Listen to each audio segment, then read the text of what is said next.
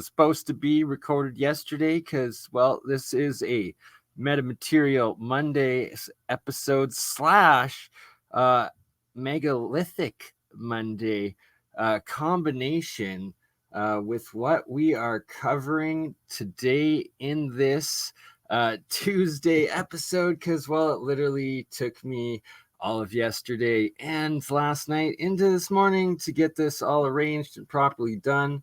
But I have, and I got it figured out. So, what are we looking at? MonoAtomics. MonoAtomic gold, silver, zinc, the ormuses, and specifically monoatomic gold is what we're going to be covering today. We're going to be going through David Hudson's work as well as, oh my gosh, it was on the tip of my tongue. Lawrence Gardner. There we go. Lawrence Gardner as well. Very, very. If you've never seen Lawrence Gardner's research and presentations on ancient monoatomic gold with the Egyptians and whatnot, well, we're in for a treat today as it really is next level. And shout out to my good friend Alicia. She was the first one that actually got me onto the topic of the rites or the process of consuming the monoatomic gold in one of the original texts, being the Egyptian Book of the Dead, being the process of how you prepare your body, your mind, your soul to start consuming and ingesting the monoatomic gold. And Lawrence Gardner that we're going to be playing coming up is going to be shown or giving the history of how it is described in the Old Testament in Exodus as well. So it's a process that is well documented in many ancient and religious holy texts. It's in the most holy of books and practices throughout the different civilizations. And all right, so Alicia also just introduced me to a major mistake I was making when referring to the water that I was calling colloidal water, but in fact, it's actually ionic. So ionic silver, ionic gold, ionic copper, and ionic zinc, that is some of the metamaterial that I am making, and it is exponentially stronger, exponentially safer than quote-unquote colloidal silver and colloidal golds. The ionic is where the full element is fully soluble and diluted or dissolved into the water itself, and thus able to directly dissolve into the bloodstream, quote unquote, for ionic silver. And same with ionic gold and the difference between. So colloidal is actually when it's still, they're all nano-sized, but colloidal, it's still in its physical metal. It's still a few atoms of solid silver element or gold element in chunks that are remaining. And that is where you can get the heavy metal poisoning, because it's not actually in the ormus or single atom or plasma state. It is still in the solid state. Thus, you can get the heavy metal poisoning quite quickly. But apparently also that I guess the oxidized, so the blue, is also colloidal. So this is diatomic but colloidal chunk, and that, right? So it's extremely powerful. It's an viral, antibacterial, like, kill stuff, but it will also kill you. And none of this is health advice, of course. Like, you will easily poison yourself if you do not know what you're doing. But if you use it safely, use it as a disinfectant, it is some of the strongest out there. But that's the colloidals. We're also talking up here about the ionic. So the ionic is the amount of monoatomic that is dissolved and soluble into the water, and then when you drink it, it goes directly ingested in, and it is in this special oriented ion state with how it bonds and carries in its covalent states, and that is where you're getting this meta property, this superconductive property, and the plasma higher energy state of it. And that then with the monoatomic mass afterwards, so not endorsing that. So here we go. The water, so this water that I directly dissolved the silver and the gold into, that's fully solute ionic gold, silver, water. And then the bottom, that is the pure monoatomic. So when they talk about colloidal silver, it's because it's giant chunks, you only get 13 or 20, 30 parts at best per million, where dissolved into the water, where ionic, you're getting at least tens of thousands, if not hundreds of thousands. And when you get it super saturated all the way, and I'll show a couple pictures here in a minute of such state, you're getting 1 million parts per million dissolved in. And that is as high and insanely exponentially increased benefits, right, of supposed colloidal silver compared to ionic silver or ionic gold being dissolved monoatomic gold.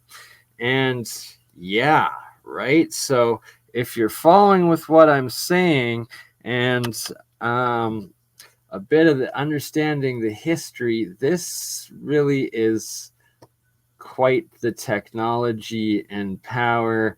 And no health advice, I'm sorry, I can't say, but the legends say the right amounts cure everything, but the wrong amounts will exponentially increase your ailment if you're not doing it properly, and then it harms you even faster and all the more. So no health advice ever. And my God, well, we'll get into it, and David Hudson gets into it, and that supposedly it actually even turns you into a god or demigod potentially, as does Lawrence Gardner. And yeah, it's pretty wild. So first here, let's show so you can actually visualize and also see that I'm not full of BS. In fact, we're full of plasma positivity. But here you have fully saturated ionic gold. No, that is not urine. That's the exact opposite. That is literally fully saturated 24 karat gold dissolved into the water. It might also be colloidal because it might be, but it's like crystalline. It's I have to get access to high-end equipment to properly test and confirm and corroborate what I believe I am showing and have created and improving over and over. But anyways, so below, this is the ionic as well as nano gold, and above is the monoatomic. So this is actually white gold right here, the white monoatomic gold that also came from the 24 karat gold anode dissolved. I was also using 24 karat gold cathode. Thus, those were the only two metals, the same 24 karat gold element that went in and was dissolved, and it could be. And this is what I harvested from the reaction after separating it from the anode, cathode, and electricity. At the very top here, you can see a little exclusion zone, just a couple millimeters, but of absolute clear water that it does, and it completely self-organizes the different layers of it. And over here, some more of the monoatomic gold that was left in the jar from the reaction as I kept it going there. But that being an example of it, now we're going to start with some of the good stuff. Actually, wait. Before I start playing this, let's actually show what we got going on. And so, for reference, for anyone and everyone interested in this, I spent a couple hours yesterday, why this wasn't recorded last night and just now, reorganizing and redoing my Crypto Alchemist channel, making it a lot easier to find my content and different playlists. But right here, a new playlist, MonoAtomic Gold Research, and that is where we have I've saved all of the videos that we will be playing in today's episode, as well as covering more in the future. And starting off, here's an example of colloidal, ruby red colloidal gold. And so it's still dissolved nano gold in a red state, and then also goes into the purple states. And that's through developing it or processing it through acid breakdowns to get it in there. Now here we got the Lawrence Gardner that we'll be listening to, as well as and I can't forget, also shout out Timothy Hogan, Grandmaster of Knights Templar. We're going to be playing some of his Cosmic Summit 2024 presentation, where he also goes into a lot of information on the monoatomic gold. And here we have the David Hudson's lectures. And before we start with that, here's an example of why you do not mess around with this if you don't know what you're doing. And I'm pretty sure this guy is now dead. Full Smurf syndromes, all blue through and through. You can see from his hands to his face to his skull, everything blue. And that's because he's oxidized and poisoned himself with the colloidal. And you never ingest the colloidal silver. That is how you die. And he is now dead from heavy metal poisoning. So you ingest the colloidal oxidized blue silver, you turn into Papa Smurf here and you die. It's well documented, happens to a lot of people. And that is why you don't mess around when you don't know what you're doing, and you need it in monoatomic white powdered form, not colloidal blue, which will kill you. Diatomic, you will die from not having it monoatomic. It's oxidized and will poison you through and through. Okay, so now that everybody knows that, and that that's not what you want to do, don't die like Papa Smurf. We're going to listen to, we'll start off just, well, because what is this legendary monoatomic gold or monoatomic elements white powder? And truth in movie series, and I can't help but sink in his dark materials, and they call it dust in that. It's the Golden Compass series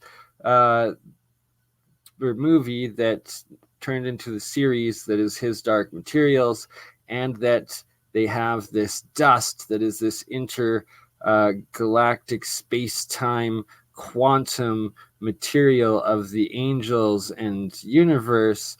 And is that what Ormus actually is? Is it, as I myself predict, the quantum matter? As it the fullest meta material out there? Is this what they are missing to start making quantum computers and quantum physical product and technology, quantum matter, that they claim they have such a lack of? And have I uncovered the key? Quite possibly. So don't be Papa Blue Smurf. You want the white stuff. What is nano gold? Let's start with this one. Pardon the stupid commercials. Let me know if you can hear. A nanometer is 1/1000th of a meter. That's tiny. So tiny I have trouble wrapping my head around it. The head of a pin is 1 millimeter across. Divide by 10, 0.1 of a millimeter, the width of a human hair. Divide that millimeter by 100, and you get to the size of ultrafine water droplets found in fog. The smallest bacteria, hundreds of nanometers wide. A strand of DNA inside that bacterium, which houses its genetic code, is about 10 nanometers across, and a nanometer itself is less than 10 carbon atoms long. Nanotechnology is about the behavior of materials or devices at these incredibly small nanoscales. Technology somewhere between bacteria and atoms. You know how big bits of material behave from years of science? Pausing it there. So, and atoms, right? So atom being the smallest, fullest, scalable, usable matter material. And that is what this monoatomic white powder is. It is single atoms, and it is thus not quantum entangled yet.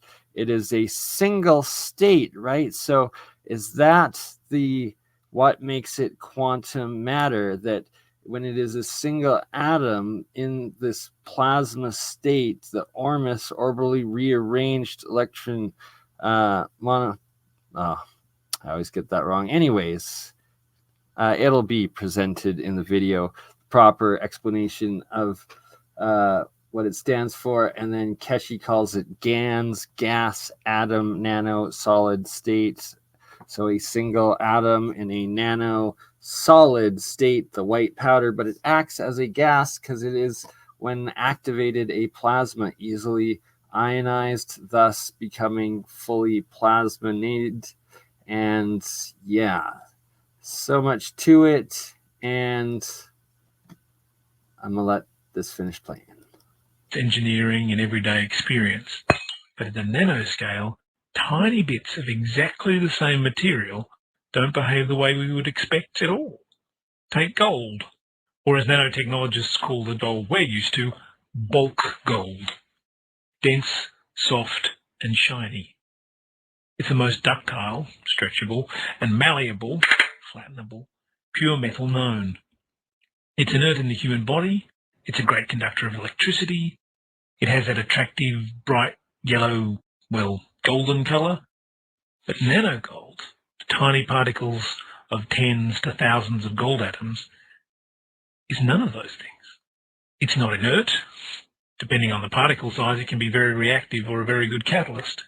It's not a conductor, but a semiconductor. It appears red or black or dirty yellow, depending. Not a conductor, but a semiconductor. And then when it's in the monoatomic state, is it a superconductor? On the size and shape of the particles, but never gold. Why not? Bulk gold.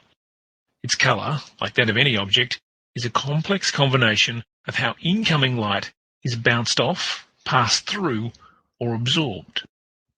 It absorbs the blue light, and the rest of the spectrum, the reds and the greens, are reflected and combined to make up gold's characteristic yellow colour. So far, so good. But we need to dig a little deeper to understand why nanogold behaves differently. While it's convenient to think of gold as a hard wall of atoms, the science is a little weirder. It's not a wall, but rather a shared sea of loosely bound electrons that slosh back and forth over the bulk gold surface at regular intervals. It's like the slosh of water you can set up by sliding back and forth in a bathtub. The frequency of this wave determines what light is reflected and what light is absorbed.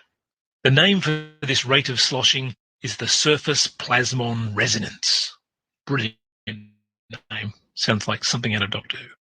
Okay, surface plasmon resonance. Now that I intuitively picked up on is going to be something that will be very vital in the transmutation process and further developing the cold fusion aspects of this science and technology. But yeah, surface plasmon resonance. I like it. Nanoparticles are far smaller than bulk gold, so their shared electron sea is more like a pond. The nanogold pond sloshes back and forth faster than the bulk gold sea, and the frequency of light it absorbs is therefore different. It absorbs yellow and blue light and reflects, you guessed it, red light. And for different nanoparticle sizes, the surface plasmon resonance changes, and so does the colour of the nanoparticle. So bulk gold and nanogold are both gold, and therefore made up of gold atoms. But the far smaller particles in the nanogold result in different physical properties, such as having a different colour. Nanotechnologists can choose a particle size not just for gold, but for any material. This allows them to test, fine-tune and retest nanoparticle properties in the search for new solutions to a whole range of problems.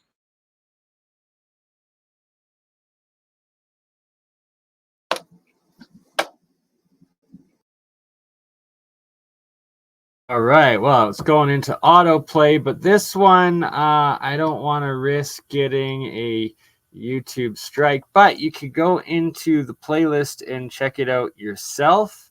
We're not going to risk it, but we are going to play a whole lot more. Let's hear this little 3-minute clip before getting into Lawrence Gardner. Some believe the discovery of Ormus was most likely only a rediscovery. In ancient Egypt, a precious mineral referred to in many temples and steles was used by the priests and pharaohs in many of their rituals. The powder was made by the priests and used to make ceremonial bread cakes for the pharaohs, so that they might live longer and be closer to God. Centuries later, in 1904, British archaeologists of Flinders Petrie stumbled across a hidden temple on Mount Cerebit in the middle of the Sinai Desert. Inside the temple, he found huge quantities of an unknown white powder that resembled ash, yet strangely, he found no evidence of the fires. A few wayward historians have dared to suggest that this is the very mountain in the Sinai Desert under which the Hebrews in 1400 BC, led by Moses out of Egypt, camped during the time of the Exodus. Moses, who according to the unlikely Bible story, had been found in the rushes and adopted by and raised in the Egyptian royal family. Moses, who is much more likely to be the half-Israelite pharaoh Akhenaten, grandson of Tutmosis, banished to the Sinai around 1400 BC for trying to ban the worship of idols, and who developed the notion of a single, faceless god named Aten. As a pharaoh, Moses would have known all of the secrets of the priests and pharaohs. Moses would have known all about the bread of life, made from the white powder of gold. The Egyptians called the powder mufkut, but they knew it was no ordinary mineral. That's key part, mufkut. Mufkut and Lawrence Gardner will go big into that. Shout out Provo, shout out Aaron Corbart, shout out Thomas Anderson, and shout out Rumble. We are on live Rumble right now, as well as YouTube. We are on 2 YouTube channels, Crypto Alchemist and BurnEye, Mine's Third Eye, ScienceGuy. And on Rumble, we are live on Crypto Alchemist, as well as Mine's Third Eye, ScienceGuy. So, at some point, I might actually, we'll see, right? Because there's like 20 hours worth of videos, so we're clearly not going to get through all of it right now, but we will be doing a series out of it, and we might end off the last half hour of this stream listening to one of the can't play on YouTube, but we'll probably play it on Rumble. But in the meantime, mufkut. Mufkut means what is it? But literally translated, the hieroglyph reads spirit, fire, stone, part magic, part precious mineral. Mana in Hebrew is also translated as what is it? Mana. Translates to what is it? Bread of life. So to the peasants and peons, what is it? To the kings, the priests, and the demigods, it is the bread of life. Miraculous edible substance that God provided for the Israelites during their travels in the Sinai, and that was stored by Moses in the Ark of the Covenant. Does this also shed light on the strange story in Exodus when Moses, furious that his people were worshipping an idol of a golden calf, took the golden statue, burnt it in the fire, ground it to a powder, mixed it with water, and made the children of Israel drink of it? Was knowledge of the secret arts of alchemy what the Hebrews had been? Mixed it, dissolved it, gold into water, and made the people drink it. So right there, ionic gold, made them drink ionic gold. Chosen. Did Jesus know about these processes? Was he an alchemist? And his alleged progeny, the Knights Templar, who took their name from Solomon's Temple, the last known resting place of the Ark of the Covenant, famed for their secrecy and political power, who created the first international banking system, who amassed more money than the King of France, and who claimed to be the guardians of the Ark of the Covenant. Was their secret actually knowledge of alchemy?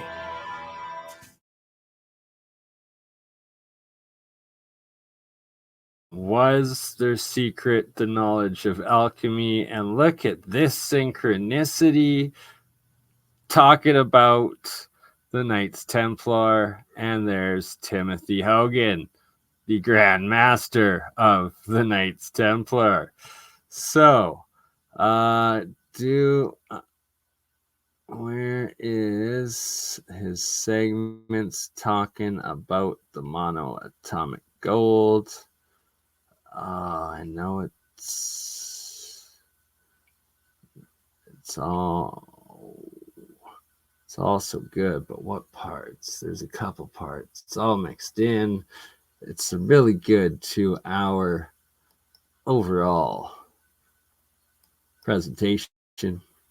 We'll listen to different parts. We'll try to find it. To keep pulling. So here, he's actually, I believe, first talking about in Egypt, in the what is called the Valley of the Kings, that the Knights Templar believe, and that the evidence is that these were survival bunkers of the previous civilization before Noah's flood / Atlantis, the Younger Dryas catastrophe event, the last major cataclysm that killed all the megafauna, the giants.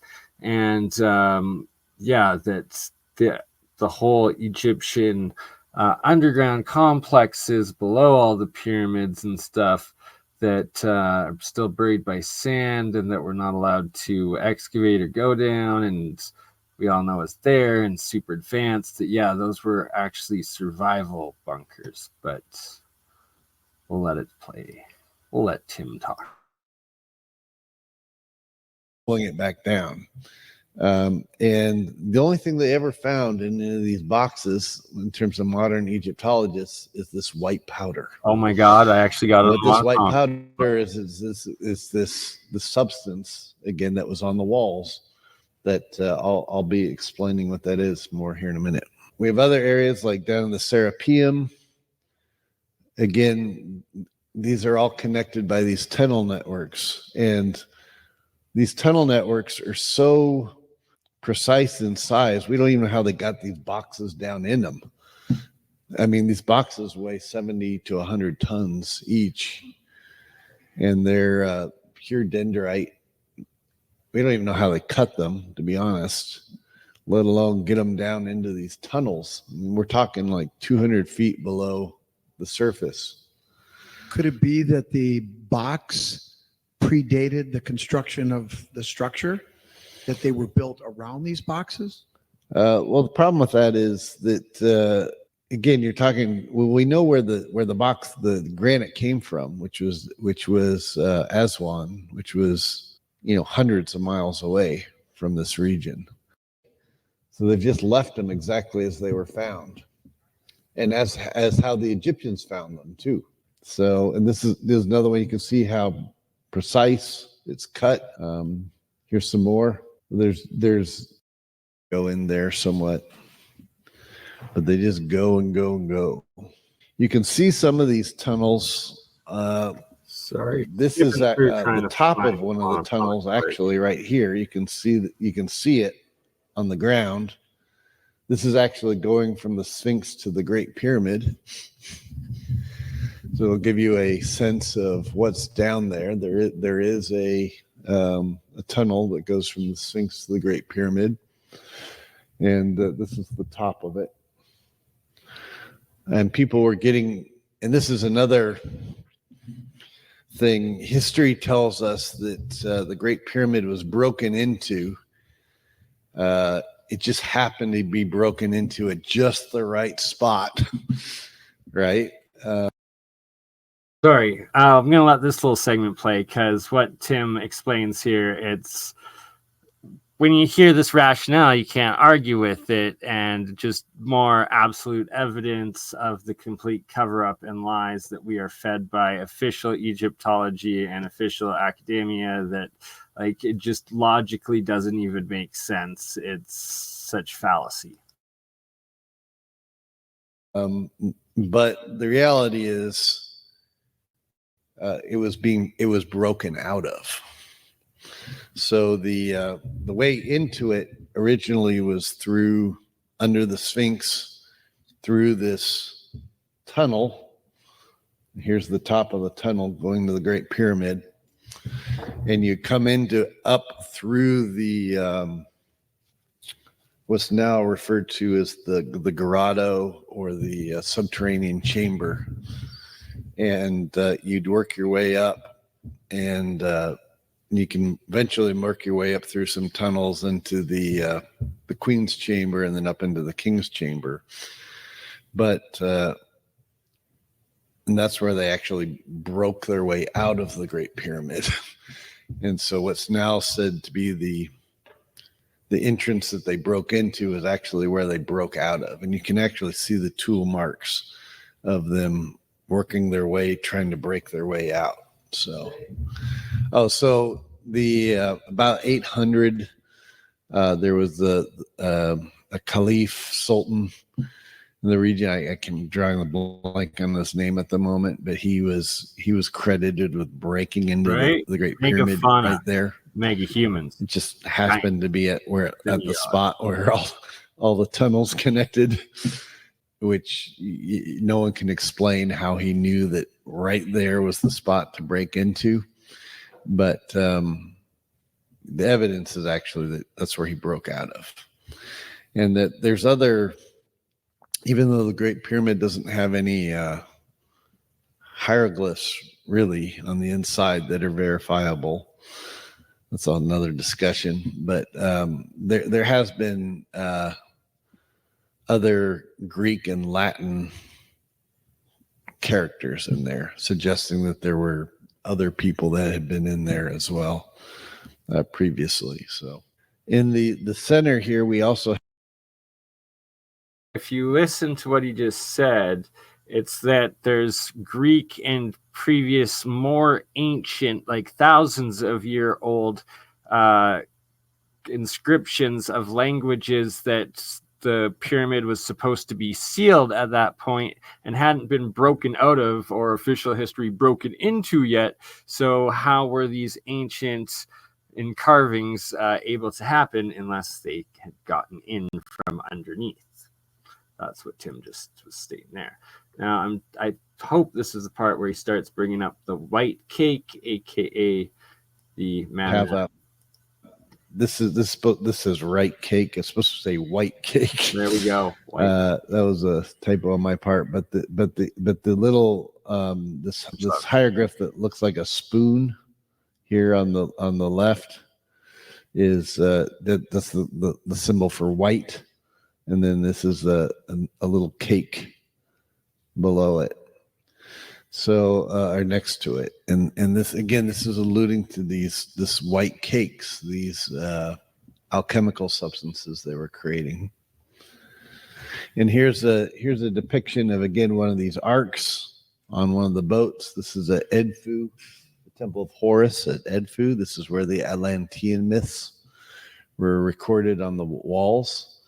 Where it talks about the destruction of the former homeland that was destroyed in the first times, and then where people escaped on boats and came to Egypt. It's talking about the foundation of Egypt, and you find that at the Temple of Horus at Edfu. But it also has one of these arcs on the inside. These arcs are depicted everywhere. So let's talk about the alchemical process. Yes, please. Right behind the Temple of Seti I at Abydos, where the Templars found that ark, one of the arcs, and where their Templar graffiti was, and where there was a lab. As we know, that's where one of the labs was for doing things at the Temple of Seti I at Abydos.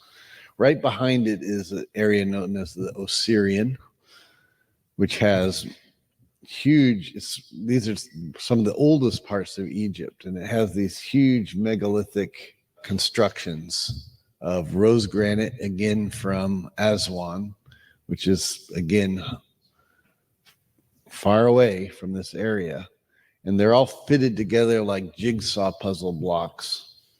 And you see there's this, it's almost like a pipe, and it's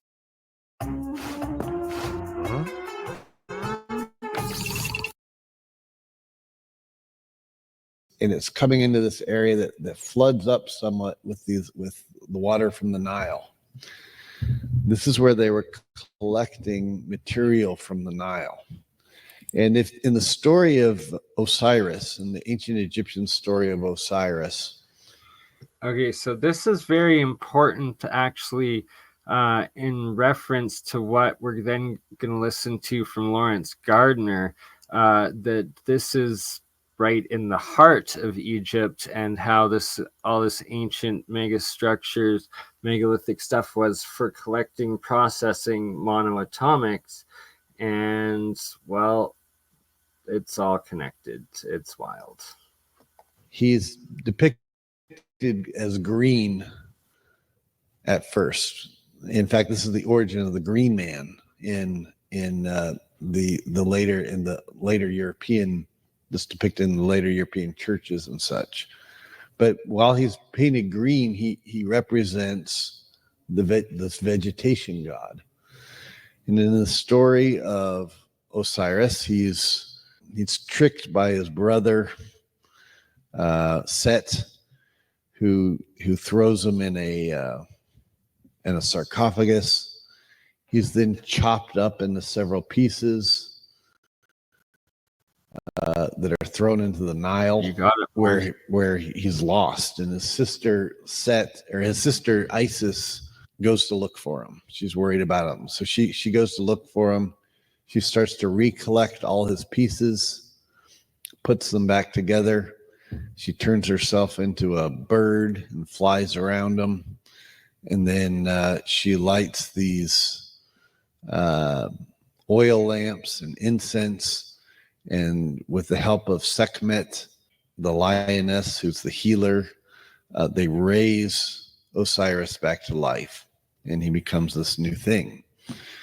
Well, what's being described here is what's known as the and Timothy Hogan is just about to explain exactly what Mars stated right here, and that it's the process of exactly this. It's alchemical process of actually manufacturing it. And let Tim continue. And shout out KB, Mars, Esoteric, Alchemist, and Mudcat, and Provo. Everyone here today. Oh, and Diggs, by the way, 7. Shout out on watching on Twitch. We're also live on Twitch, Facebook, Rumble, and YouTube. The standard alchemical process in which if you're gonna turn something, a vegetable matter, into something else, what you first have to do is you have to collect the herb, whatever it is, or the plant, whatever it is. You chop it up, just like Osiris was chopped up. You throw it into what's known as a bath, or sometimes it's known as a baptism by water, where you put it in a vessel and you put a solvent in there, which is usually water, but it could also be any number of other caustic substances if you're trying to break down something else like metals or minerals or something. But you put it in there and you do what's known as a digestion, where you're trying to leach the oils from the original herbal body. From there, then you distill it, which is the process of heating the liquid, turning it into a steam, where it then collects into another vessel, and you can collect the oils from that herb.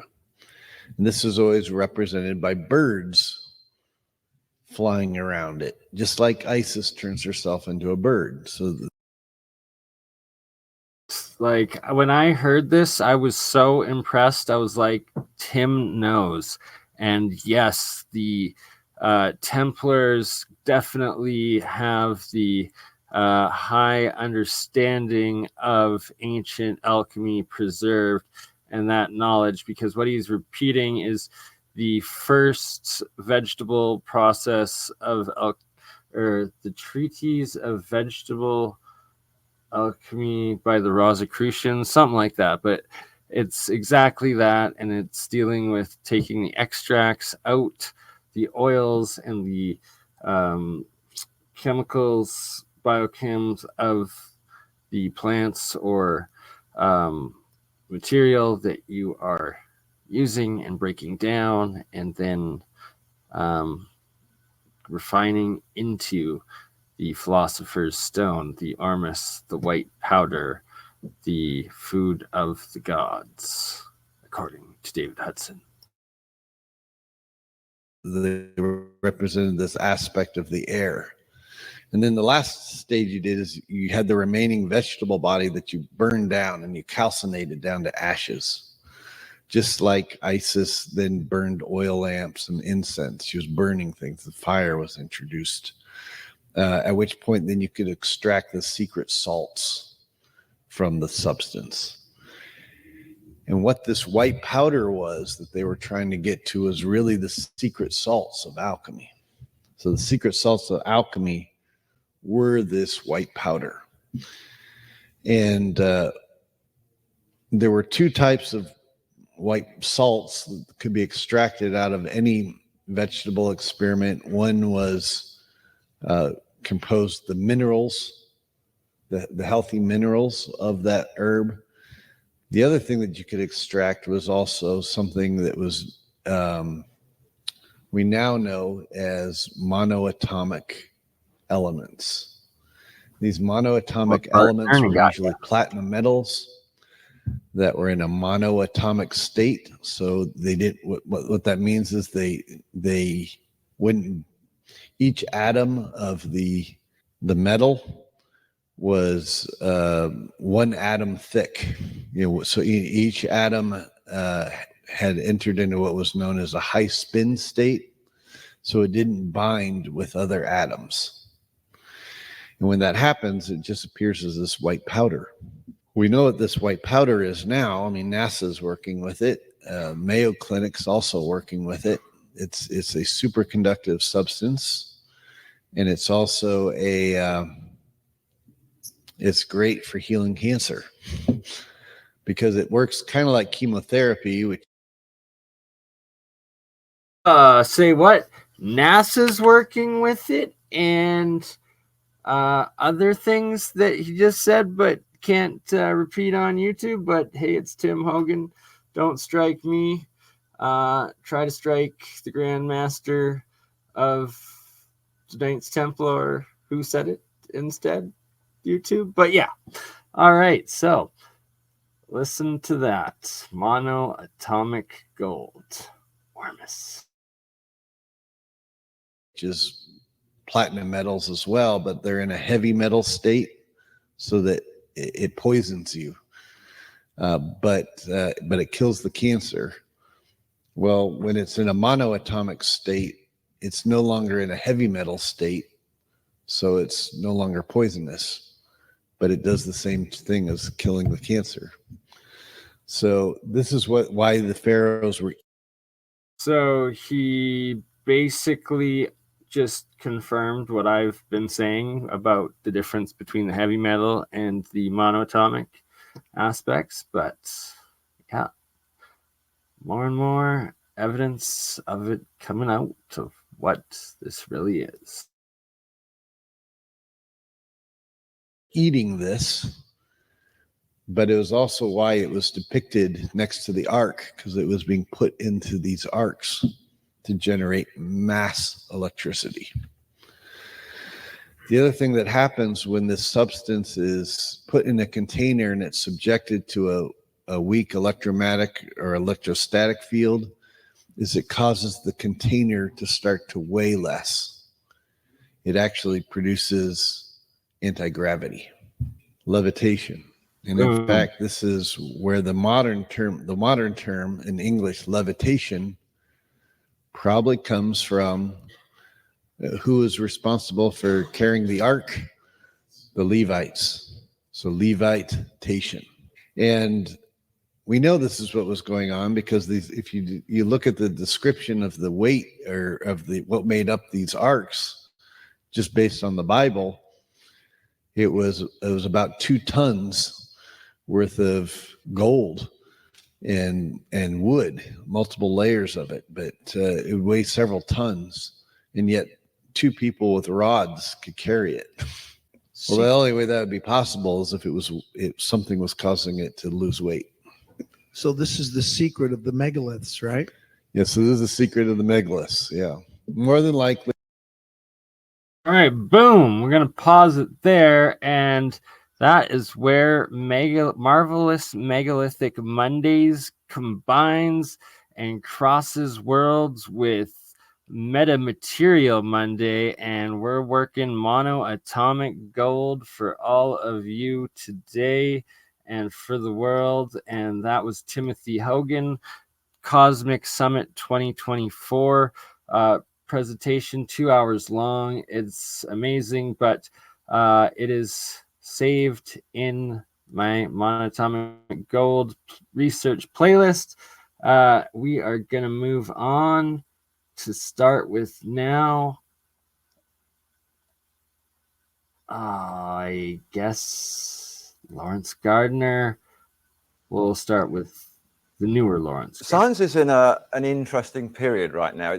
It's actually got to a stage where it's moving at a truly incredible rate. I mean, never before do I remember day-to-day discoveries week to week was something, month to month was pretty average, but day to day now, science is changing. Scientists say there's nothing that we're working on that seems to follow the rules and the laws that we were dealing with yesterday. New things are coming. So even the most notable researchers and scientists and writers in the mainstream frontliner are now sounding more like science fiction writers used to. And their work and their discoveries is in fact seeming a little preposterous to that breed of people whose vision is constrained perhaps by what they perceive to be the limits of plausible achievement. The people who feel that it was all learned, done and dusted with passing that last exam. We've just been celebrating, and maybe that's the right or the wrong word, but we've just passed the 50th anniversary of the DNA discoveries by Crick and Watson. Ever since that time, ever since the 1950s, and in fact since the days of Albert Einstein himself, physicists have been searching for something which they define as the holy grail of physics, the holy grail being the ultimate quest, the ultimate relic of something that they're looking for. And they've never known quite what it was, but they know that it's there. This is a famous picture by Salvador Dali that was produced at the time to actually commemorate the DNA discoveries at that time. And it was an unusual picture. It got a lot of very strange press at the time, because not only was Dali a surrealist himself, but he actually now had subject matter that was surrealistic. Who could portray this? How did one show DNA? What did it look like? So this is the picture. What scientists have been looking for, in essence, is a sort of universal, unified theory of everything. They've reached the stage in the last few years where they seem to know now that the biggest questions of all will be answered by the smallest substances. And they're looking at atoms, and then they're looking at nuclei, and then they're looking at quarks and protons, and it gets smaller and smaller and smaller. And every time they get more and more excited because they make more and more big discoveries. Scientists of various sorts have established now, they've informed us that matter, any matter, can be in two places at the same time. They now know that particles that are millions of light years apart, somewhere up in space, can be connected. They can cause a situation where they talk to each other through light years of space with no seeming physical connection at all. Space-time can now be manipulated, bent, crumpled. Teleportation, they say, is becoming a reality. Gravity-resistant material is now heralded for air transport, certainly for spacecraft, and everything now. Right, so I don't even know. Hopefully Lawrence Gardner's still alive, but I have sneaking suspicion he's probably passed, but I don't know. And like this was like late 80s, early 90s. No, it would have been 90s or early 2000s. I think this was recorded, probably early 2000s. Now that I think about it, because he does cite a lot of David Hudson's work in this. So yeah, got to be early 2000s. So yeah, maybe I hope that more likely he is alive. Hopefully so. I'd love to talk to now that they're talking about seems to be in the realms of hyperdimensional environments, parallel universes, they call them, dimensions beyond the space-time that we live in and are familiar with and understand. So we're going to be looking at all of this in a fairly strategic way, and we're going to be looking in particular at doing it by virtue of a particular substance which is called an orbitally rearranged monatomic element. All right, there we go. Orbitally rearranged monoatomic element. So that's why I always get the acronym mixed up for ORMUS, because really it's ORME, the original acronym by David Hudson. Orbitally rearranged monoatomic element, ORME, but most call it ORMUS, ORMUS. So there we go. And yeah, I'm gonna start drying some of my fluffy white powder out. Now, it looks And as simple as that. It looks just Oh. like a little white powder that on the face of it could be anything. That particular powder, not so long ago, was a sliver cut from a 24-carat Canadian maple leaf gold coin. So that gold powder is nothing but the atoms of gold. It's called asymmetrically deformed high spin. It's a high spin element because the way that the nucleus is shaped and the way that the electrons spin around it changes. And it's gold in a very shocked and frightened state that simply says, I don't know what I am anymore. I'll just fall apart. It would be the same whether it was atoms of platinum or any of those metals that are classified as noble, transition group metals, as science call them.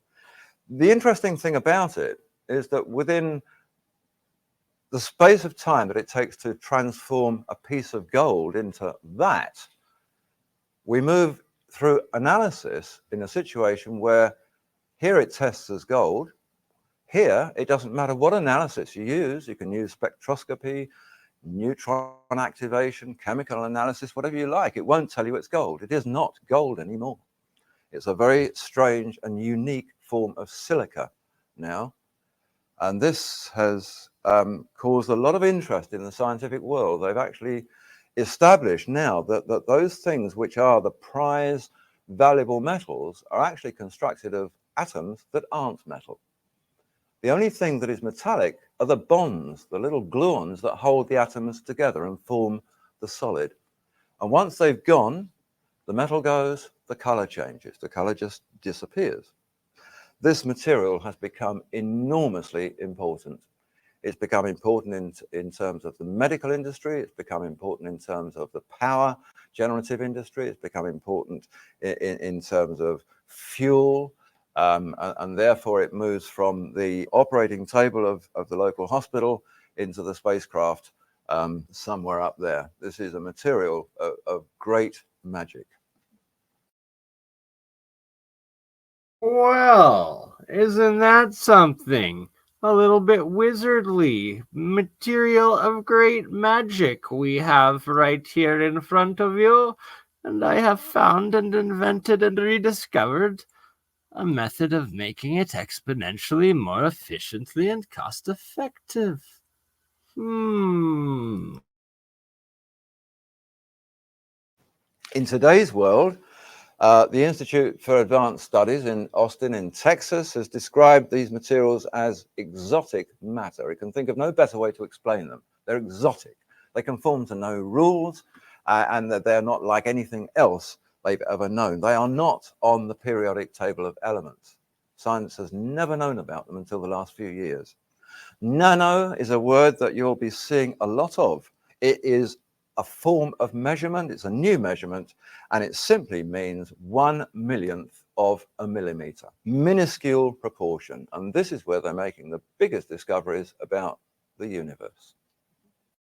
When Lost Secrets of the Sacred Ark was first published, and that was 10 months ago, there were scientists claiming then that there was no such thing as monatomic gold. Well, that was their view then. These are some of the things that we get in today's scientific press. There is masses of this information, all about monatomic gold, about nanowires. So we're going to have to reference when that book was published and figure out when this was recorded, and like at least a decade, probably two now, and the advances yet. We do hear nano every day, nanotechnology, nanoscale, but still, why am I the only one bringing forward this monoatomic gold? The White Wizard of Alchemy, maybe. Made from monatomic elements, and about their uses in various forms of technology, how important they are, how they can communicate with each other, how they resonate with DNA, how they will contain and attract energy. it can't reconfigure itself as metal. What it actually is little strings of atoms, like the top picture there. They're called clusters or microclusters. Scientists are calling these wires now. They're really like DNA strands. They group together in little clusters, like the bottom part of the picture, and form these little clusters. So what we're seeing in the powder that we were just looking at, every grain of that powder is one of these clusters at the bottom. Little groupings of single atoms just hooked together, but not by anything metallic. The reason that these scientists hadn't heard about it a few months ago was that they weren't the scientists that were working on it. Scientists now are incredibly busy, busier than they've ever been before. They are so wrapped up in what they're doing and their new daily discoveries that the physicist in this room here wouldn't have a clue what the chemist is doing in his room down the corridor. Neither of them would know what the botanist is doing in the office across the road. So when these things... And that is another key point by Lawrence Gardner, departmentalization, and that is the issue of the ignorance and stupidity amongst the academic community today, and everyone saying that what everyone else is doing is impossible when it's literally happening in the science room next to you with the locked door that you're not allowed into. But hey, here it is. Come to them from other areas, they're surprised. It's new to them. The silly thing is that it doesn't take a lot to understand that whatever you're researching now in any of these fields, you have to keep abreast of what's going on in the other. And I make the point very often that even a little leaping insect, which is biology, knows that it's got to jump, which is physics, to feed, chemistry, on another plant, which is botany. So, you know, even the insect knows that the link between the sciences is very important. They are now developing machines on a tiniest of scales. This one here, this is an ant. If you can imagine the size of an ant, just think about how small an ant is and whether you've ever even seen an ant's mandibles. Well, this guy, he's carrying a computer in his mandibles. This is astonishing stuff. This photograph was taken at Huddersfield University in England. That computer is far more powerful as a device than anything that you've ever used. And that picture was taken 3 years ago. They are now 100 times more powerful and 10 times smaller. What? What? Like, what? This is like 15, 20 years ago, and what? The ant, and that's a real... What? I just glitched out there. That's, so they've had nano computers that are more powerful than... What did he compare it to? Like, this is just... Anywho, we'll let him keep talking. Than that. To put these into perspective, when Cornell announced their latest one some months ago, this was the scenario that was given to us, just to put their power into perspective. In 1993, 10 years ago, Intel's most powerful... Boom, there we go. So 1993 was 10 years before this was recorded. This was recorded in 2003. Just like I suspected, early 2000s, 2003. So this is 21 years old. This is over 2 decades old now. And so he's comparing 1 decade back to when it was recorded, and now we're 2 additional decades on. And supposedly 2 decades ago, there was an ant with a nano computer that was like like a cell. I don't. Well, let's hear what he's saying. Microprocessor had 3.1 million transistors on a single chip. Today, their equivalent best has 40 million transistors on a chip. So in 10 years, they've moved from 3 million to 40 million. These things, these kind of devices, multiply that by 100, even now, to an astonishing 4,000 million transistors on a single silicon chip.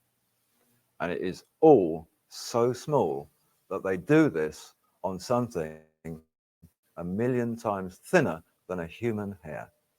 It's that small. What? He just said that they had 1,000 million, so like 1,000,000,000 transistors on a single chip, and the chip is so small it is 1,000th of a human hair. Is that what I just heard? And this is 20 years ago? What? Like, what?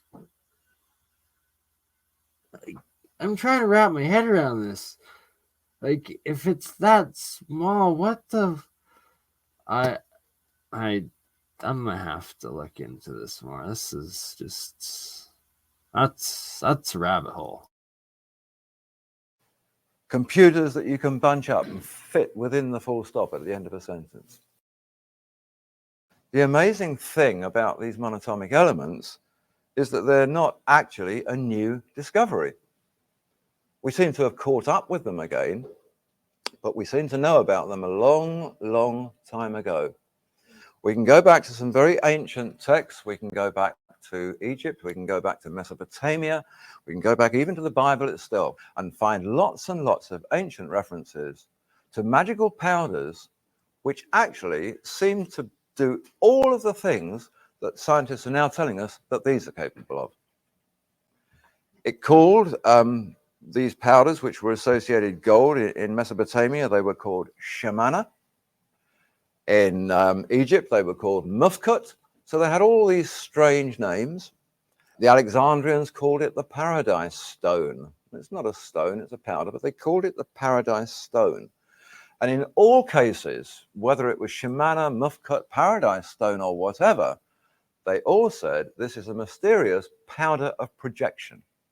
A powder of projection. And the various cultures were unanimous on that particular description. They said it has powers of levitation, powers of transmutation, of teleportation. It seemed to be a vehicle by which they would communicate with gods. It was something to do with the afterlife of the Egyptian pharaohs. And they also said it was a key to active longevity. Because of this, people were able to live a long time, particularly those whose life it was part of, the high priests, the kings, the pharaohs. The Egyptian pyramid texts, they talk about the material. It's called mufkut. The pyramid texts come from the 5th dynasty too. Here, now, Lawrence Gardner begins discussing the mufkut and where it begins being translated and documented from the ancient texts throughout history. At Saqqara of King Unas. Here is described something called the field of mufkuts. And this is interesting because this moves into modern science again, the field of mufkuts. This material was meant to have a field around it or about it, or that it was associated with, that was very magical and very powerful. Okay, boom. It's got a field around it.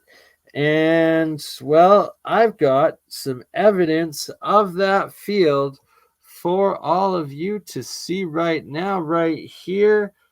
And boom, when you freeze my ionic water, you can see the fields right there.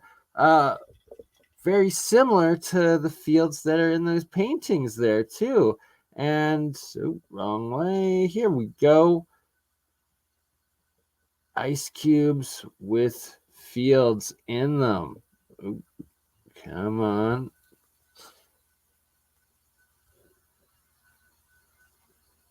There we go. Zoomed in. You can see the actual fields frozen in the ice cubes of this ionic monoatomic water, self-organizing fields from monoatomics, ionic water,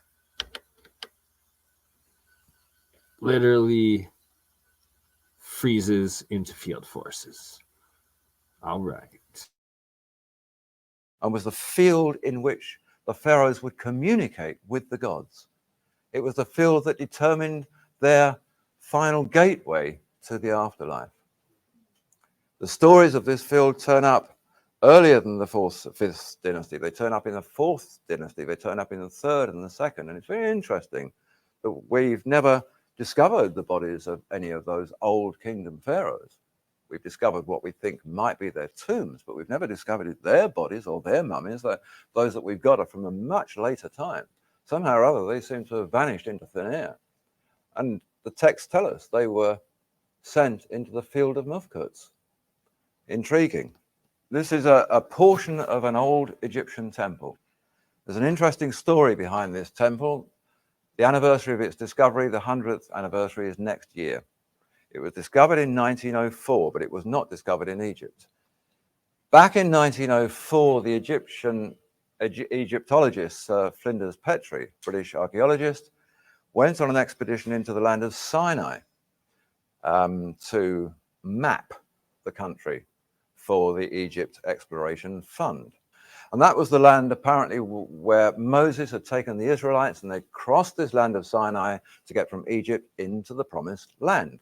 And en route there, they'd stopped at this amazing mountain.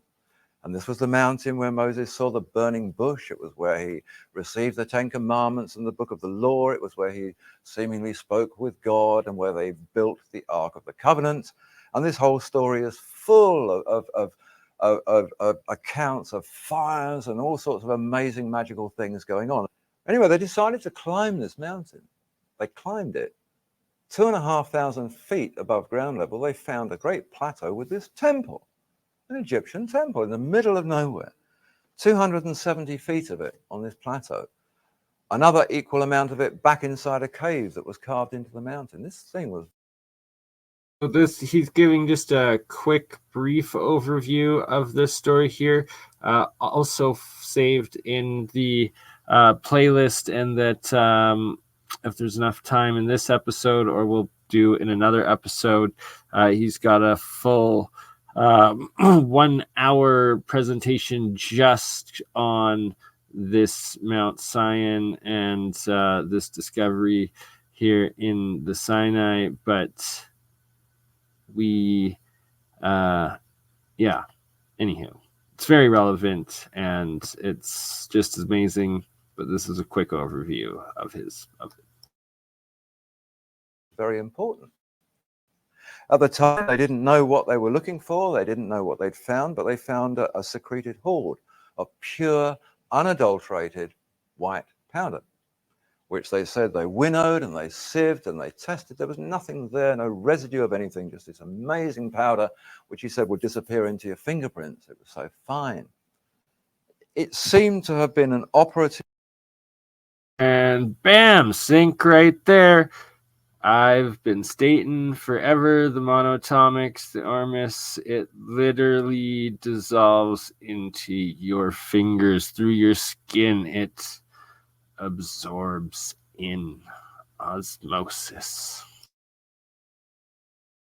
Workshop, he said, more of a place of work than worship.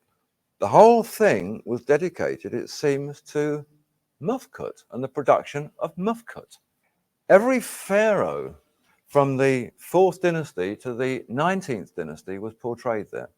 Every pharaoh had stated things that were written on tablets in this mountain. So these wall reliefs depict, going through the pharaohs of numerous dynasties, strange presentations. This is an example of one. This is drawn up by the Egypt Exploration Fund, this particular one from a relief. This is Pharaoh Amenhotep III. This is an 18th dynasty pharaoh. And the caption, these are all captioned in hieroglyphs. It says, Shebek Hotep brings the noble and precious stone to his majesty. He is the guardian who brings the bread because he is the great one over the house of gold. So we have this, and we have this fellow here called Shebek Hotep, a treasurer fellow who's holding in the middle of the picture this cone-shaped object. So the association is there, and there are numerous of these. And once that had been discovered in this Sinai temple, the moment Egyptologists went back into Egypt and began to look, they've kept finding these. Mufkut cones, bread, light. It was about bread. It was about something the kings ingested. They were eating this material that was formed into little cakes, but it was a powder. The Old Testament book of Exodus gives us a really good example of this in operation. It took the longest time before anybody even thought to ask a question about this little bit of the story in Exodus. Many of you will know the story. Moses had been up the mountain. He'd come down with the Ten Commandments, and then he broke the tablets because he got terribly angry to see that his brother Aaron had collected all the gold earrings from the Israelites and melted them down and made a golden calf as an idol of worship. And he said, well, that may be the way we used to do things. We don't do that anymore. We have this new culture here that we're part of, and I've just spoken to the Lord of this culture, and we don't worship graven images anymore. And he got very angry. And then it says this, that he took the golden calf, he burnt it with fire, he transposed it with powder, mixed that with water, and fed it to the Israelites. Interesting little story. He took the gold, burnt it with fire, and transposed it into powder. That doesn't work. You heat gold with fire or burn gold with fire, you get molten gold. You don't get powder. Nobody, it seems, thought to ask the question. They use this, it says, to make bread.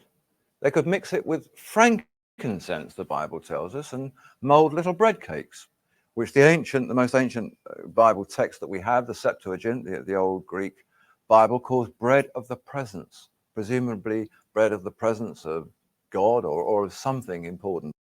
Shemana means firestone. This is a relief from that temple, another relief showing a bread presentation again. It was always linked with bread. They were always little conical shapes. We know that from about 2,500 BC, the pharaohs in Egypt, or the kings before they became pharaohs in Greek times, were ingesting the bread cakes of this white powder substance. Only the metallurgical adepts knew the secret of its manufacture. Metallurgical adepts, yep, it's made from metal, that makes sense. The high priest of Metallurgical adepts. That's right. You got crypto alchemist, you're adept alchemist in metallurgy and electrochemistry, electrolysis magic. You're welcome. the temples had a very strange title. The high priests of the Egyptian temples were called the Great Artificers. A great artificer is a worker in materials, particularly metals. So that was sort of interesting. It's beginning to link together, and thinking back to Petrie's concept, yeah, these were places of worship, not worship. Temples were not the same as churches, but evolved from the concept. I actually looked in just the English language word etymological dictionary from Oxford University that traces the origin of words, and lo and behold, I only had to go back 700 years to discover that the word we now use as worship had a K in the middle of it. It was worship. They used to work for the gods. They didn't use to. Look at that. Original etymology a couple hundred years ago. It wasn't worship, it was workshop. Wow. To worship the gods, it's to work for the gods, whoever the gods were. It was said that this was the food of the light body. They said we all have bodies, but we don't just have physical bodies, we have light bodies.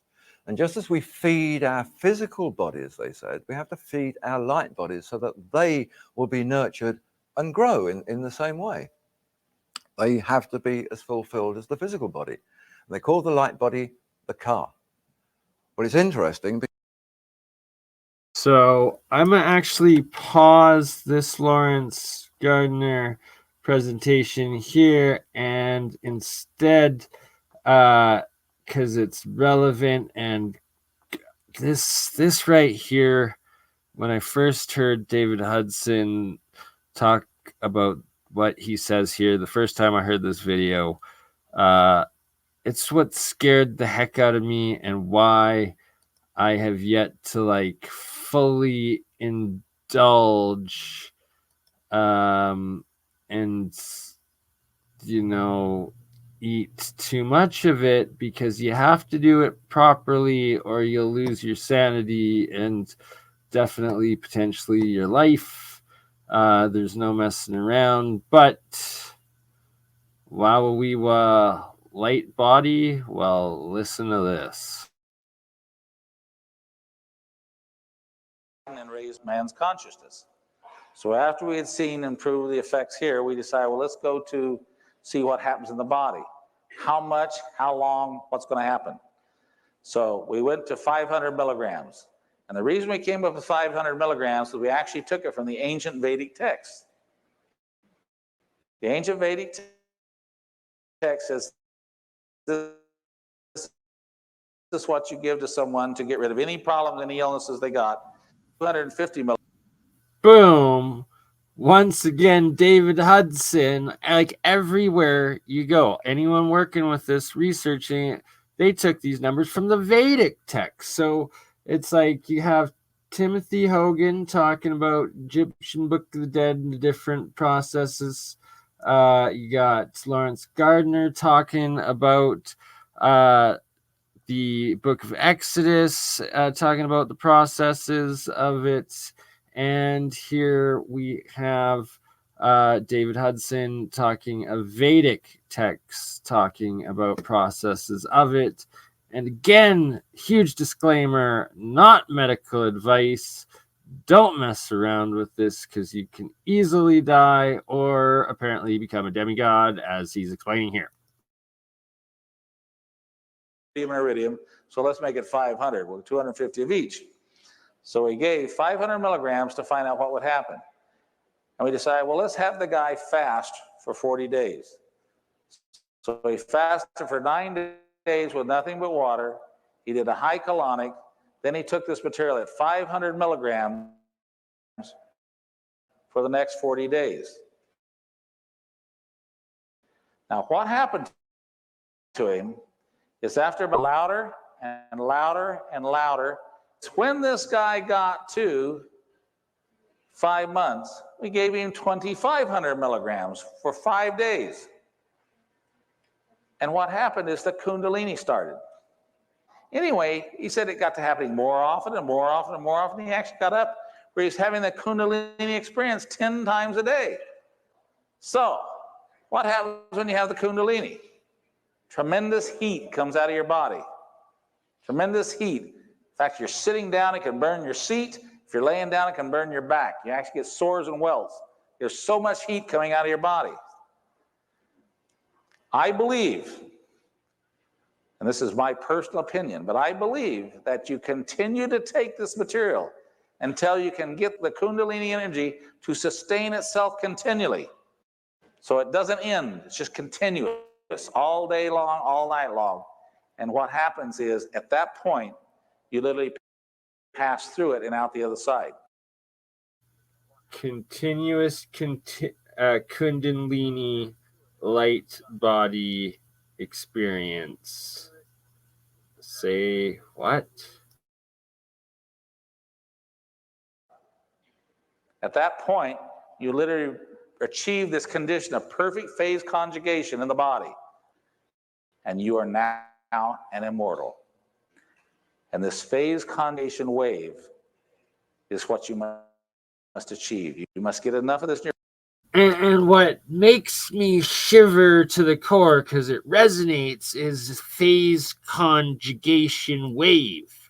David Hudson talking about this phase conjugation, and if, well, you subscribe to @MFMP, Martin Fleischmann Memorial Project, shout out Bob Grenier, and the importance of phase conjugation.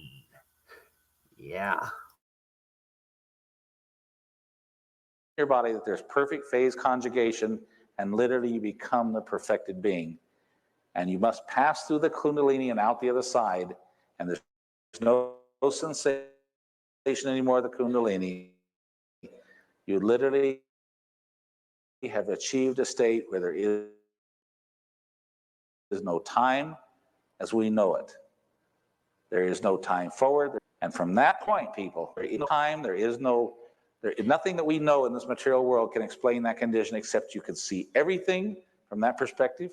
You can see the future. You can see the past.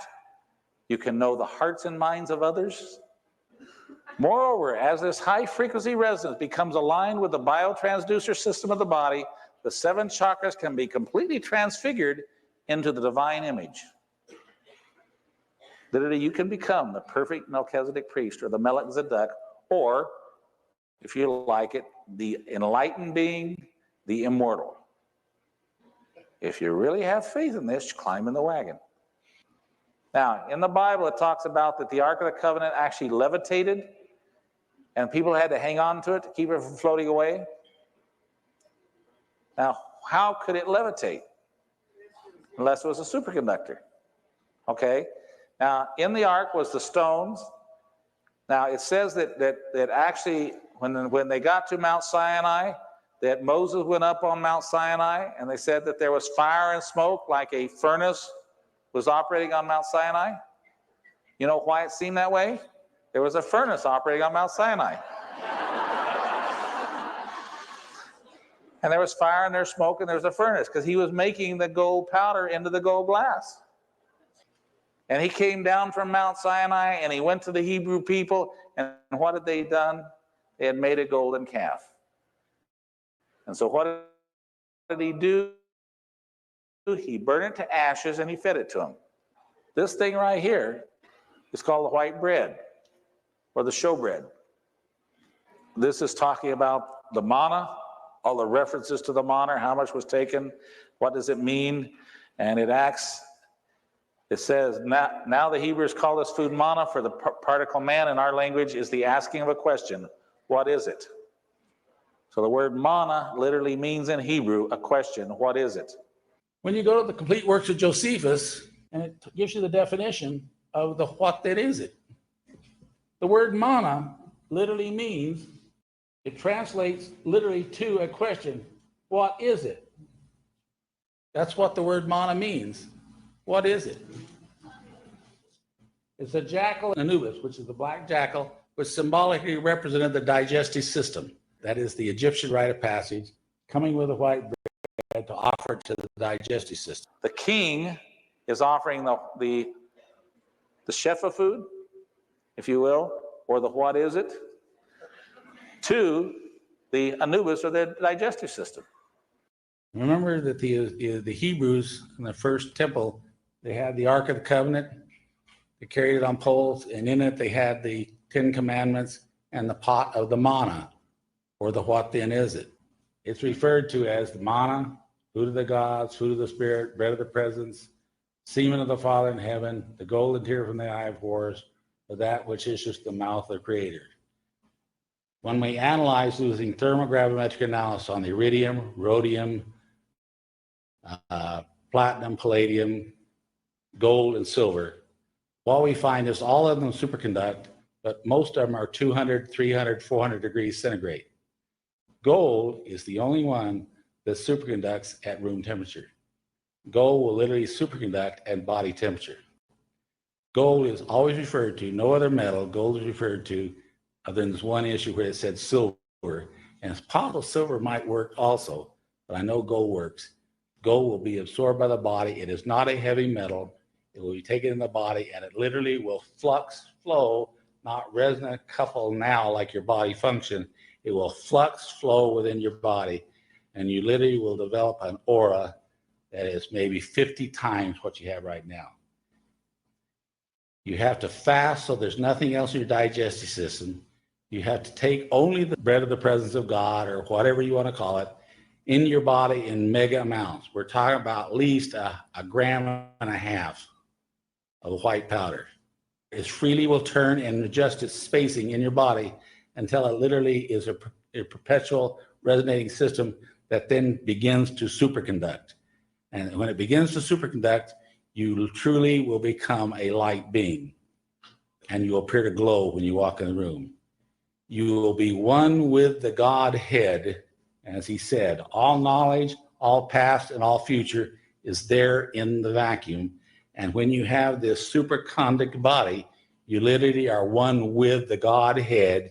You are one with the vacuum, and you don't have to. Whoa, whoa, whoa, whoa. What's he saying there? One with the Godhead, but that superconducting, right? That you body becomes superconducting. Also that you have to fast, right? Always the fasting, a key part of the process. And there's so many keys to it to do it properly. And well, we're gonna disclose a little adept spiritual alchemy right now, and why the process of during an eclipse, full moon, supermoon, and the solstices and equinoxes, when you consume it and do the full transition, because, well, your conscious spirit soul align when those bodies of the heavens are in alignments, perfect alignments, that you can escape and connect through to the other side of the intergalactic portal and not be trapped from Saturn and the dark side of the moon by the Greys. If you know what I'm talking about. Not, don't worry about it. That's another podcast for another day. But back to David Hudson, talking about being a demigod, light being, and Wawawiwa. Is that what we have here?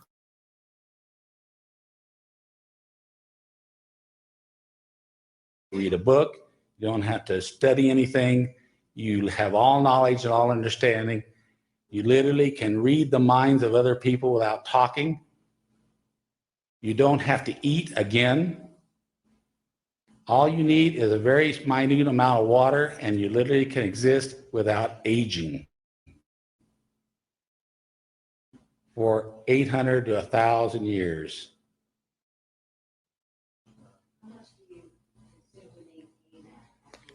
If you don't eat anything else, which you don't need to eat, because literally the energy fields around you are inducing energy into the superconducting body. So all energy you need is around you. You don't have to eat. Only a very small amount of water is required to maintain yourself. About every 6 months, you'll need just a small amount of additional gold added to sustain it at this condition. But you don't have to go through the whole thing again.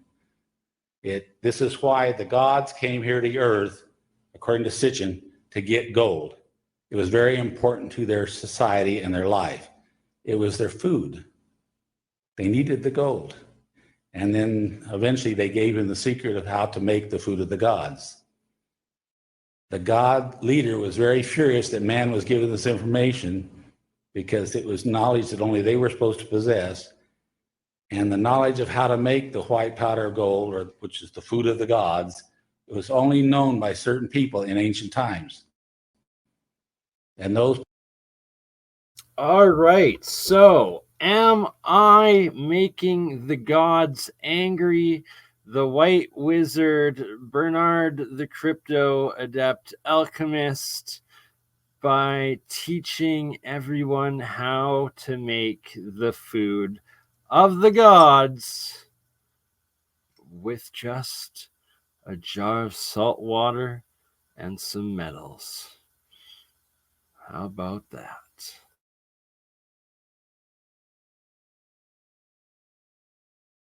People did live For a very long times, as recorded in the Bible before the flood, people lived 800, 900, 1,000 years, and they could ascend and look face to face at God and the Creator and all their ancestors and all the people gone before them, and know all understanding of all things, and return back in their physical bodies because they have a whole light body. Everything within that Meissner field now that comes on when it begins to flux flow is now literally timeless. The Melchizedek priests supposedly could read people's minds. They could see the future. They knew all things. In the Western world, science does not acknowledge the Meissner field around our bodies. The Meissner field is not an electrical field. It's the way people describe it because they don't have any other term, any other way to talk about it.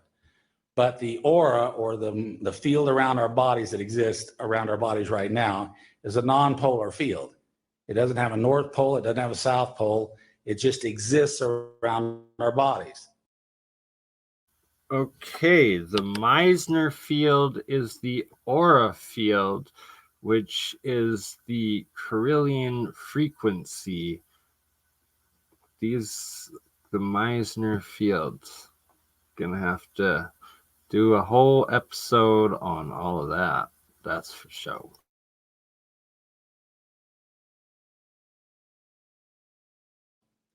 In the eastern part of the world, they have known this for thousands of years, and they call it the chi. Okay, and they have their medicines that they don't describe as, the polysaccharides or, whatever. They actually talk about it as the vibrational frequency of the chi. And when you have a disease where the chi is affected in your body, you need this material because it contains the chi you need for your body. Or prana. Well, they said, Dave, what you have is the chi, or the life force is what we're talking about here. Or what they call in the East, the chi. It's the life force. Their physical immortality is consistently and explicitly related to an ingested substance. In Old Kingdom Egypt, they believed that you had a light body, they believed you had a physical body. And they believed you had to feed your physical body, but you also had to feed your light body. And what they said you fed your light body with is the Shefa food, which was actually the food of the light body. Now, for a long time, people have studied this, said, well, what is the Shefa food? What were they talking about the Shefa food? When we give the rhodium and iridium to people, we monitor their urine. And we find that 80% of the rhodium is actually taken through their kidneys and comes out in the urine. But the iridium doesn't come out. The iridium does not dissolve in the hydrochloric acid of the stomach at all. Now, there's a couple of things we've learned. The iridium seems to go into the acupuncture system and be associated with the spinal cord and the pituitary gland. Okay? Iridium is the densest, heaviest element known to man. Okay, it and osmium are the two real heavy ones. They're 22.4, 22.43, I think. Anyway, compared to gold, it's around 18.6 to 19.3, depending on which book you read. But iridium is very dense and very heavy. It seems to be the ultimate material. Gold seems to be the perfected one, the one that has the perfect proportion. If I was to make a conjecture, I believe that gold is associated with the pineal gland. I believe that iridium is associated with the pituitary gland, but we do know that rhodium is associated with the thymus. We know that when you take rhodium over a month and a half, that your thymus grows by 40%.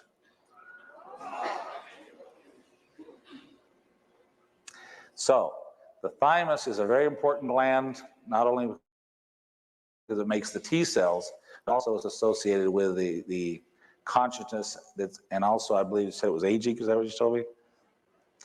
Anyway, we do know that the thymus normally shrinks from age 12 on, and yet we find after a month and a half of taking this rhodium that in fact it grows by 40%.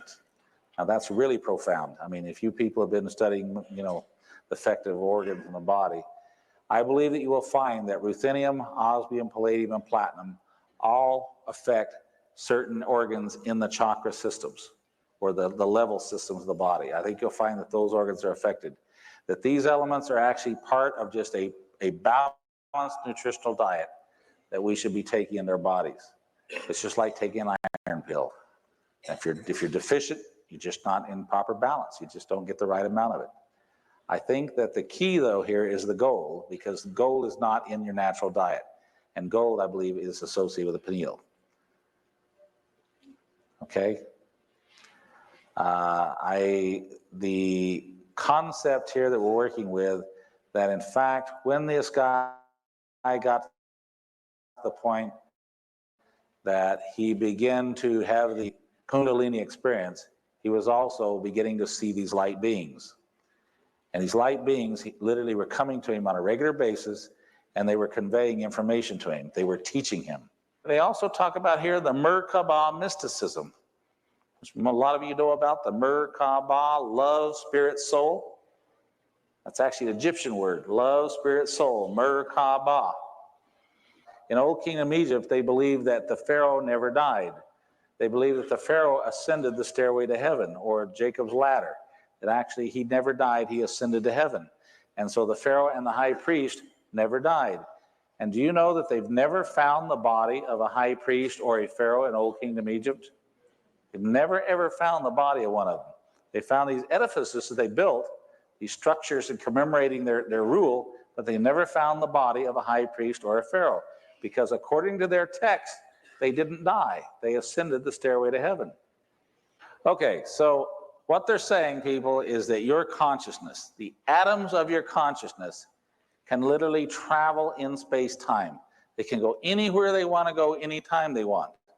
The problem is your physical body has to stay here. Now, the ancient Egyptians, I think, understood this better than anybody. They said we have a physical body that we must feed physical food to so we can grow and become what we're meant to be.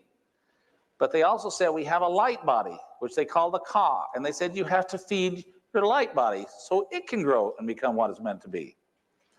Well, when you feed your light body, you're feeding your consciousness. You're actually feeding it with the asymmetrically formed high-spin states of atoms. But these atoms in your body literally interact with the DNA. They literally interact with the cells of your body. They actually interact with the, what do you call them, carbules?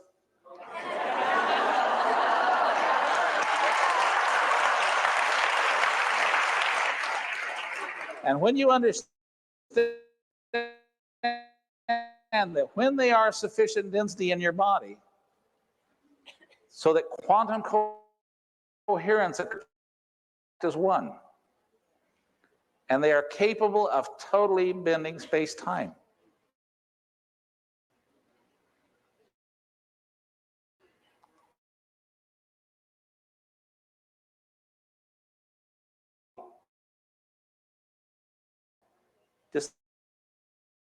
Oh, is it frozen?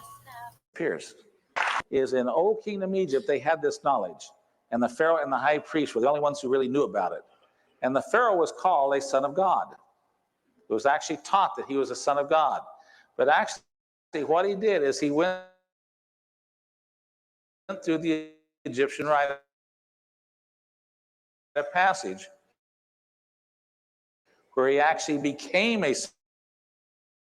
He knew all things. He was a god. And he knew whether you were lying to him or not. Okay, he wasn't a king.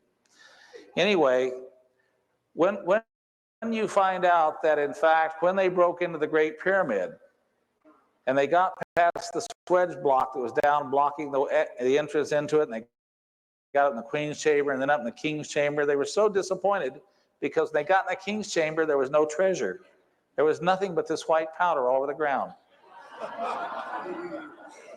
And so they swept this worthless light white powder up in a little sack and they put it in the British Museum.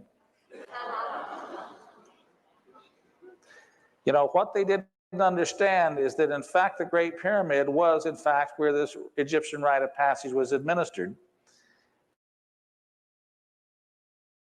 And what happened is this is what they gave the king when he was under the capstone. Now, the whole pyramid was actually polished limestone. As you come up the capstone, when you got to the very top, you had the pyramidal capstone made of gold glass sitting on top of it. It was a natural superconductor literally sitting on top of the capstone, painted in all the rainbow colors. Can you imagine what that looked like at night, coming across the desert and see this huge pyramid out there just glowing at night? And tremendous. And did you know that the capstone, by being a perfect superconductor, was literally in this fifth dimension where there is no time? And so, in fact, the king who was in the king's chamber was within the Meissner field of the superconductor. And so when he thought other people who were in a pyramid just like it on another solar system and another galaxy actually could communicate telepathically with him. How many books you read about it being a telecommunication device? Well, this is the way it worked. And you had to be within that field. That's why the king's chamber is right underneath the capstone. You know, in the Dead Sea Scrolls, if you read this carefully, the Dead Sea Scrolls uncovered, you'll find out that the Essenes believe they had angels living in their community. And you find out that John the Baptist was an Essene, that many of the disciples were Essenes, and that Mary was an Essene. Who were these Essenes that could resurrect the dead, make the blind see? These were Melchizedek priests.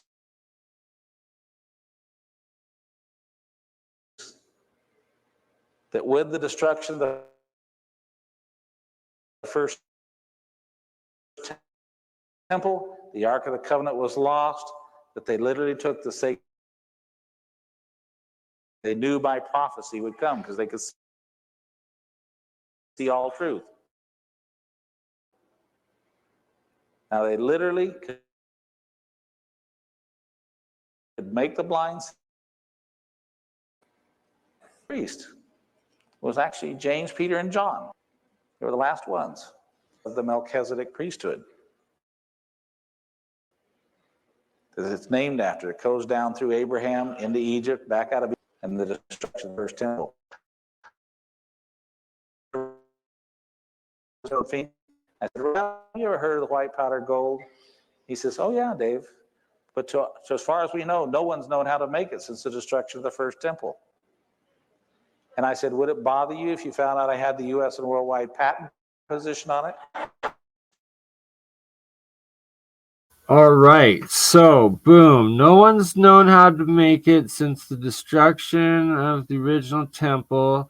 Then Dave Hudson here has apparently the worldwide patent of making it the old school way, aka the initiated alchemical process of acids breaking down and dissolving, and chemical process that is quite expensive in terms of time, energy, and material, and washes that you have to do.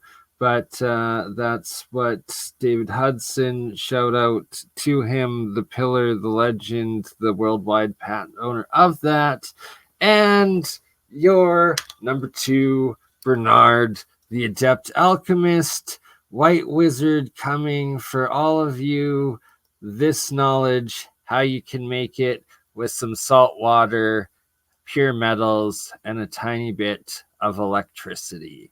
Yes, it is true, and I am going to be getting and needing the worldwide commercial patent for all of this, but you know, open sourcing to the public for making your own business, I think I deserve a little percentage, you know? But hey, until then, you just get to see Bert and Ernie the homunculus with it. And, well, the risk of trying to make it yourself and you don't do it right, and while you're trying to make monatomic gold and oxidizes, it's permanently diatomic, toxic, and you just wasted pure gold in doing it. So, you got to know what you're doing. And, well, you need that ionic gold, monoatomic plasma gold. And that's what we're going to teach all of you how to do. But back to David Hudson and Lawrence Gardner.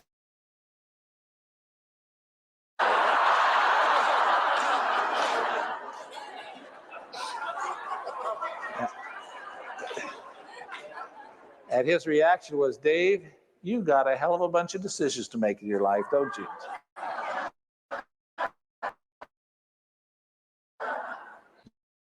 The reason that I believe gold was important was because it understood the importance of the white powder gold, or the anatomical gold, to life itself.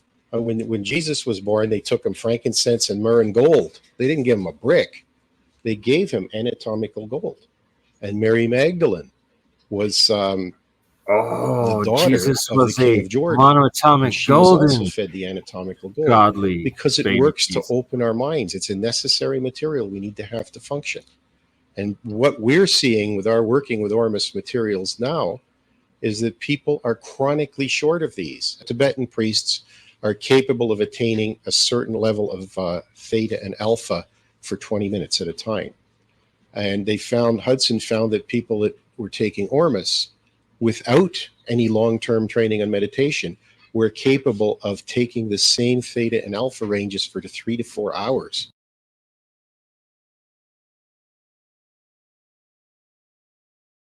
How do celebrities like Justin Did it stop? Bieber? Better stop. No, come on.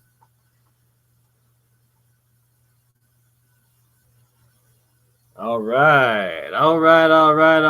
So, how about that David Hudson presentation interview? And give some context. I'm pretty sure that was the last interview he ever did in America.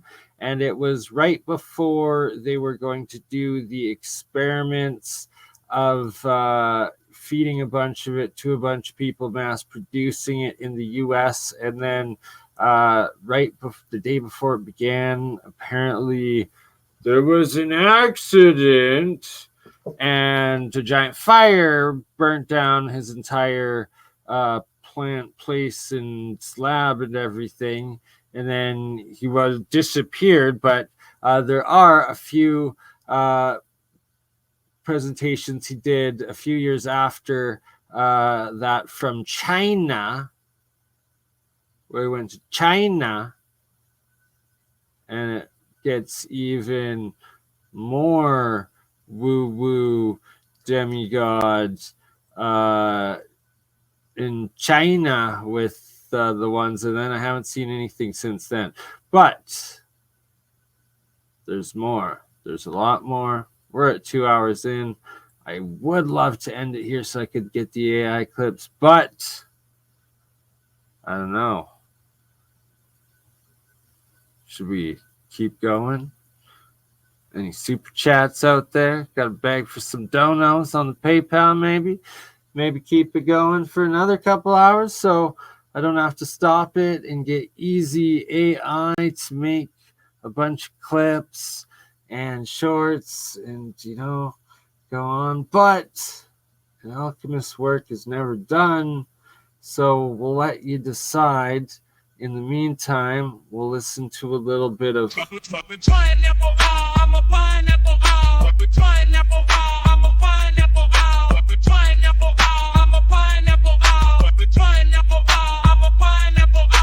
sweet.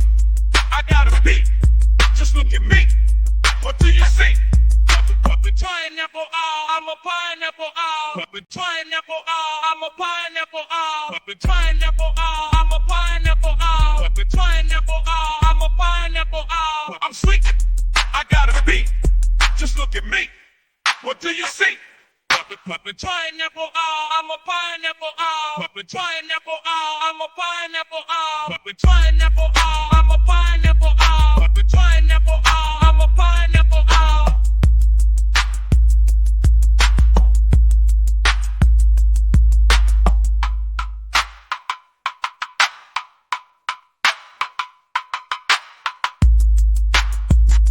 crazy mother. Yeah. It's just BurnEye. Hey, Bernie, just like last week, huh? Weekend at Bernie's.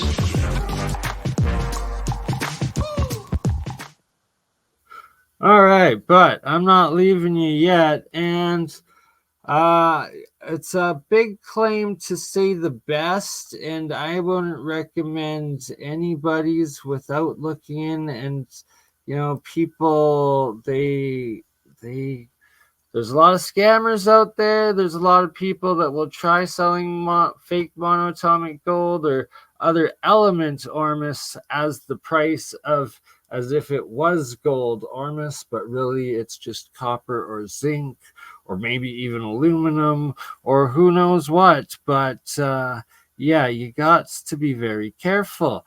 And to claim that it is the absolute best and the only way to know yourself it is the absolute best is to become an adept alchemist yourself and make it yourself. And well, I am so I don't know about that product right there, but I'm gonna tell you right here, you're looking at the absolute best you can do. And this is what I interpret as the philosopher's stone when they have two snakes, aka two electrical currents, going into a pond, one headed as the moon, one headed as the sun, aka silver and gold, going in. So this reaction right here, philosopher's stone, making monoatomic gold, colloidal gold, ionic gold, and the exact same of ionic silver, monoatomic silver, and all in that reaction. And how do you know it's the absolute best? Because it's made from 24 karat gold and 99.99% silver. And you can literally see the gold and silver and the monoatomics in this. And well, you make it yourself, you know what it is. You got it because you made it from your own gold and silver. And how can you argue with that? So instead of risking paying the price of gold when it could be any monoatomic element that the person is charging you, claiming it is, especially depending on the process that they use to make it. And most use chemical process, most use a type of caustic, and they'll just get ocean water and sea salt and put caustic in it and then get the ormus out of that, which is just a collection of all the dissolved elements within that water and turning it instantly into the ormus precipitate. You get everything. So sure, you might get 6 parts per million gold, but you also might get like 1,000 parts per million lead, and you're dead, and they're selling it as gold. But no, it's just a mixture of all the elements in the seawater, and lots of seawater that people get is freaking polluted from where they're collecting it, and then you're amplifying all those toxins, and they're scamming you, selling it to you as the price of gold. But no, the stuff I make, I literally make it live. You see it, and you see the 24 karat gold and the 99.99% silver anode cathode dissolving in to what it is. Okay, well, maybe it's not. Okay, oh, well, that's the closest I get, but yes. And there you see it in front of you, the real deal, and I will be making more of it live on camera very soon again for everyone. Oh, and here, oops, you can see the ormus, also the monoatomic silver, and then on this side, monoatomic gold, collecting and floating on top, right? Anti-gravitic, it's above. It's so light. Here it is collected afterwards, while still making more. And that, my friends and pupils, is the process of how to make it. That's silver. Got 10-gram gold bar right there. And, well, that's how she looked when she happened. Now, back to what we have to finish. Lawrence Gardner.